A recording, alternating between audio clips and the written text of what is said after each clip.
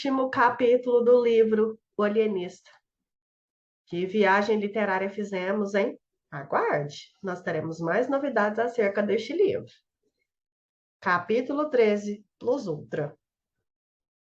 Será que nós vamos ter surpresa no final deste capítulo? Vamos ver. Era a vez da terapêutica. Simão Bacamarte, ativa e sagaz em descobrir enfermos, excedeu-se ainda na diligência e penetração com que principiou a tratá-los. Neste ponto, todos os cronistas estão de pleno acordo. O ilustre alienista faz curas pasmosas, que excitaram a mais viva admiração em Itaguaí. Com efeito, era difícil imaginar mais racional o sistema terapêutico.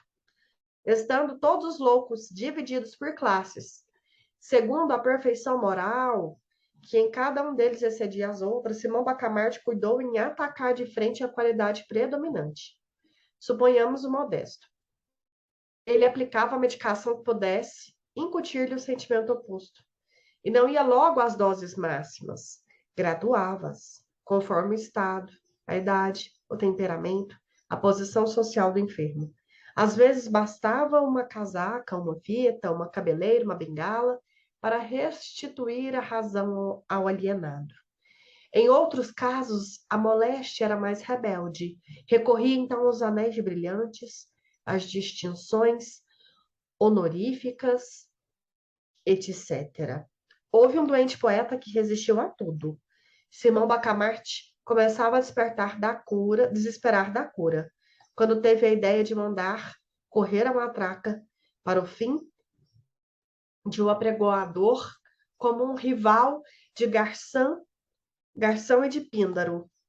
Foi um santo remédio, contava a mãe do infeliz a uma comadre. Foi um santo remédio. Outro doente, também modesto, opôs a mesma rebeldia à medicação, mas não sendo escritor, mal sabia assinar o nome. Não se lhe podia aplicar o remédio da matraca. Simão Bacamarte lembrou-se de pedir para ele o lugar de secretário da Academia dos Encobertos, estabelecido em Itaguaí. Os lugares de presidente e secretários eram de nomeação régia, por especial graça do finado rei Dom João V, e implicavam um tratamento de excelência e uso de uma placa de ouro no chapéu.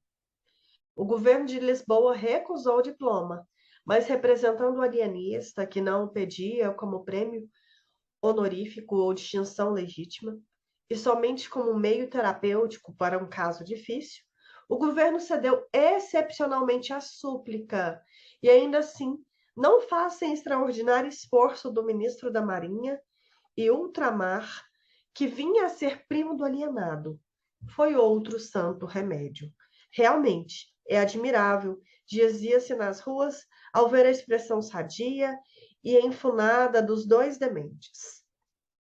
ex-dementes. Tal era o sistema. Imagina-se o resto. Cada beleza moral ou mental era atacada no ponto em que a perfeição parecia mais sólida. E o efeito era certo. Nem sempre era certo. Casos houve em que a qualidade predominante resistia a tudo. Então o alienista atacava outra parte, aplicando a terapêutica, o método da estratégia militar, que toma uma fortaleza por um ponto, se por outro o não pode conseguir.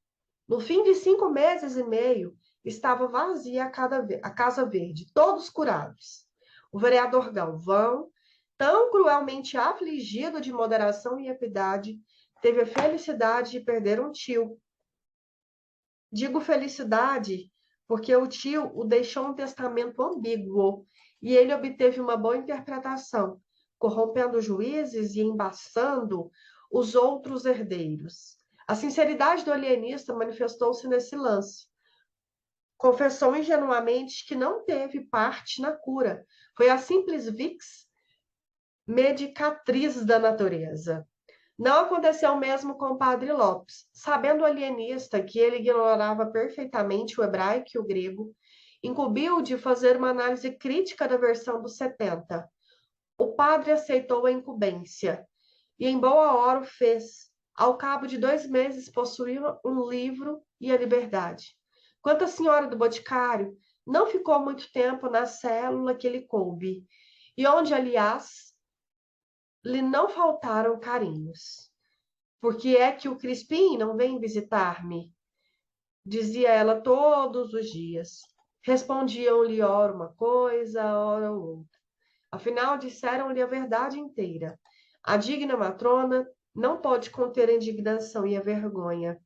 Nas explosões da cólera, escapavam-lhe expressões soltas e vagas como estas: tratante, velhaco, ingrato, um patife que tem feito casas à custa de unguentos falsificados e podres.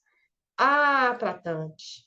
Simão Bacamarte advertiu que, ainda quando não fosse verdadeira acusação contida nessas palavras, bastavam elas para mostrar que a excelência senhora estava enfim restituída ao perfeito desequilíbrio das faculdades, e prontamente lhe deu alta.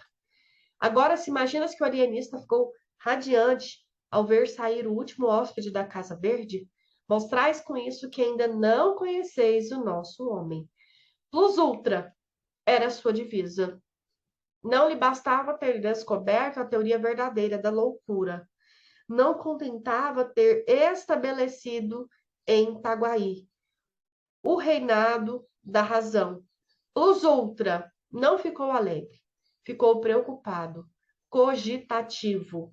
Alguma coisa lhe dizia que a teoria nova tinha em si mesma outra e novíssima teoria. Vejamos, pensava ele, vejamos se chego enfim à última verdade. Diz isto passeando ao longo da vasta sala, onde fulgara a mais rica biblioteca dos domínios ultramarinos de Sua Majestade. Um amplo chambre de damasco, preso à cintura por um cordão de seda, com borlas de ouro, presente de uma universidade, envolvia o corpo majestoso e austero do ilustre alienista. A cabeleira cobria-lhe uma extensa e nobre calva adquirida nas cogitações cotidianas da ciência.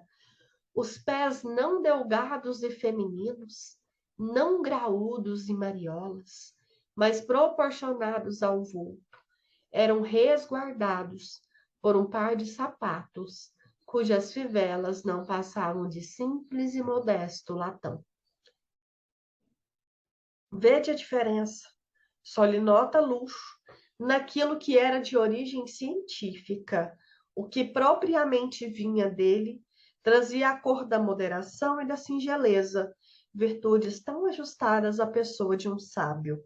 Era assim que ele ia, o grande alienista, de um cabo a outro da vasta biblioteca, metido em si mesmo, estranho a todas as coisas que não fossem o tenebroso problema da patologia cerebral. Súbito, parou. Em pé, diante de uma janela, com o cotovelo esquerdo apoiado na mão direita, aberta, e o queixo na mão esquerda, fechada, perguntou ele a si: mas deveras estariam eles doidos e foram curados por mim? Ou que pareceu cura não foi mais do que a descoberta do perfeito desequilíbrio do cérebro? E cavando por aí abaixo, eis o resultado a que chegou. Os cérebros bem organizados, que ele acaba de curar, eram desequilibrados como os outros. Sim, ele dizia consigo, eu não posso ter a pretensão de haver-lhes incutido um sentimento ou uma faculdade nova.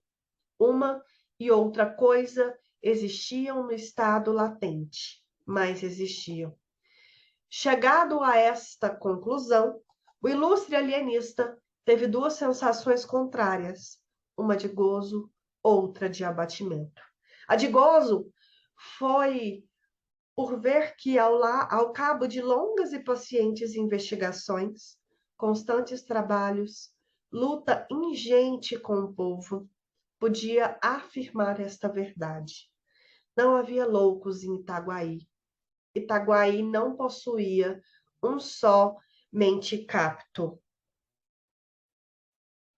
Mas tão depressa, esta ideia lhe refrescara a alma. Outra apareceu que neutralizou o primeiro efeito. foi a ideia da dúvida, pois que Itaguaí não possui um único cérebro consertado. Esta conclusão tão absoluta não seria por isso mesmo errônea, e não vinha, portanto, destruir o largo e majestoso edifício da nova doutrina psicológica? A aflição do égrio, a aflição do egrégio Simão Bacamarte é definida pelos cronistas itaguienses como uma das mais medonhas tempestades morais que têm desabado sobre o homem. Mas as tempestades só aterram os fracos. Os forres enrejam-se contra elas e fitam o trovão. 20 minutos depois, alumiou-se a fisionomia do alienista de uma suave claridade. Sim, há de ser isso, pensou ele. Isso é isto. Simão Bacamarte achou em si os característicos do perfeito equilíbrio mental e moral. Pareceu-lhe que possuía a sagacidade, a paciência, a perseverança, a tolerância, a veracidade, o vigor moral, a lealdade, todas as qualidades, enfim, que podem formar um acabado mentecapto. Duvidou logo, é certo, e chegou mesmo a concluir que era ilusão.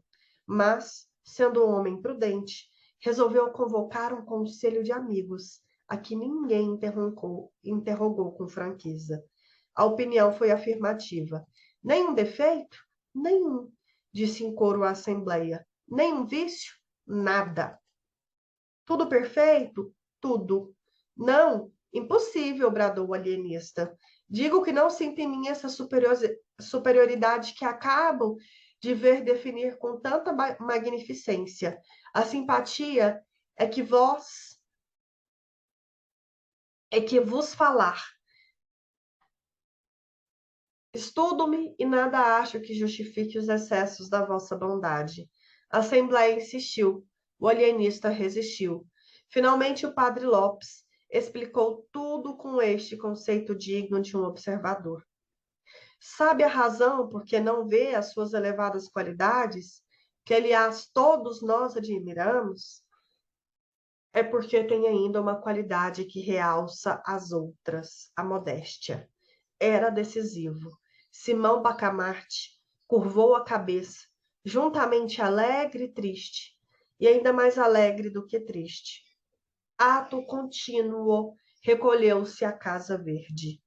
Em vão a mulher e os amigos lhe disseram que ficasse, que estava perfeitamente são e equilibrasse. Nem rogos, nem sugestões, nem lágrimas o detiveram um só instante. A questão é científica, dizia ele. Trata-se de uma doutrina nova, cujo primeiro exemplo sou eu. Reúno em mim mesmo a teoria e a prática. Simão, Simão, meu amor, dizia-lhe a esposa com o rosto lavado em lágrimas. Mas o ilustre médico, com os olhos acesos da convicção científica, trancou os ouvidos à saudade da mulher e brandamente a repeliu.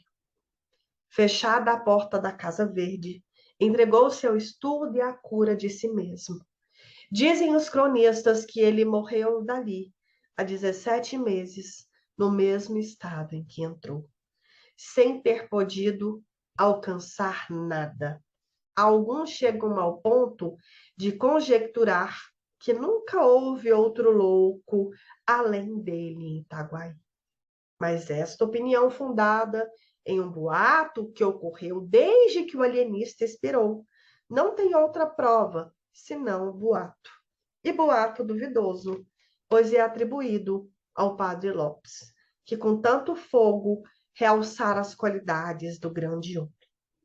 Seja como for, efetuou-se o enterro com muita pompa e rara solenidade. Encerramos a leitura do livro Alienista. Eu espero que você tenha gostado. Aguarde para análise desta tão complexa e interessante obra. Um abraço. Não deixe de nos seguir.